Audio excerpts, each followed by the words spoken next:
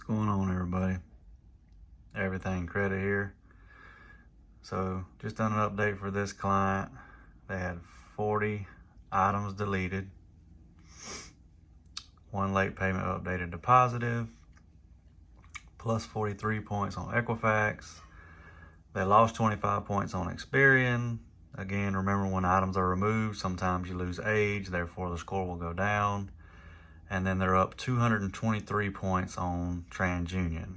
So that's pretty good. And this is, I think this is round 2 of the 90-day program.